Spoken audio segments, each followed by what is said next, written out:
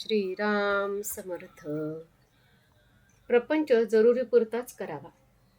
पुष्कळ लोक जोडधंदा करतात, म्हणजे त्यांचा एक मुख्य धंदा असतो आणि त्याला मदत पडून दुसरा धंदा करतात. त्यांचे सर्व लक्ष मुख्य धंद्याकडे केंद्रित झालेले असते. म्हणजे जोडधंद्यामुळे जर मुख्य धंद्यात व्यत्यय येऊ लागला तर तो जोडधंदा जरुरीप्रमाणे बंदही करतात.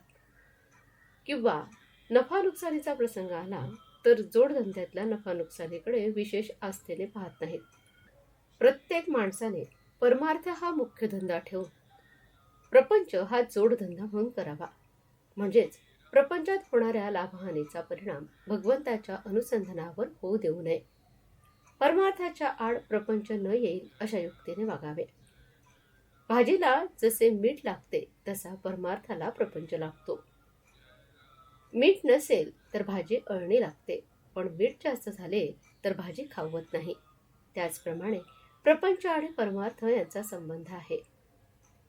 काही लोकांना सवयीने मीठ जास्त लागते, तसे ज्यांना प्रपंचाची सवय झाली आहे त्यांना तो जास्त लागतो. त्यांची गोष्ट निराळी.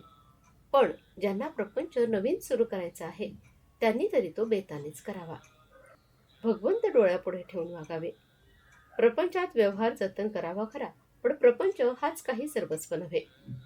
भगवंताचा विसर हा कोणत्याही कारणाने झाला तरी तो बरा नाही. मग प्रपंचात सुखसोयी असल्यामुळे तो हो, किंवा प्रपंचात दुःख झाल्यामुळे हो. प्रत्येकाला प्रपंचाची अत्यंत जरुरी आहे, पण आपण त्याला वाजवीपेक्षा जास्त महत्त्व देतो आणि त्यामुळे सर्व बिघडते. प्रपंच पाहिजे आणि दुःख नको असे म्हणणे वेडेपणाचे आहे. मूल असेल तर ते कधीतरी आजारी पडायचेच. प्रपंच हा कोणाला सुटला आहे? हा प्रपंच, हा संसार भगवंतानेच उत्पन्न केला आहे, तर तो कोणाला तरी सुटेल का? तसा नुसता प्रपंच तापदायक नाही, पण आकुंचित प्रपंच हा तापदायक आहे.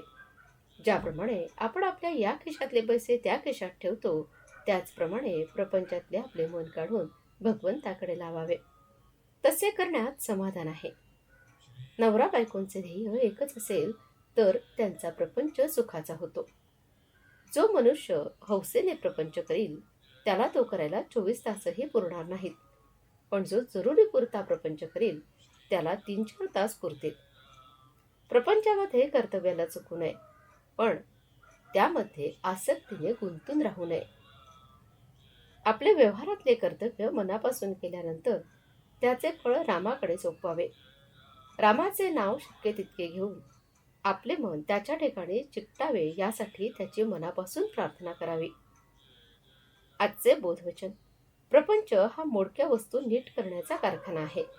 तिथे मोडक्या वस्तू जितक्या जास्त तितकी शिकणाऱ्याला संधी जास्त असते. जानकी जीवन स्मरण. जय जय राम. श्रीराम समर्थ.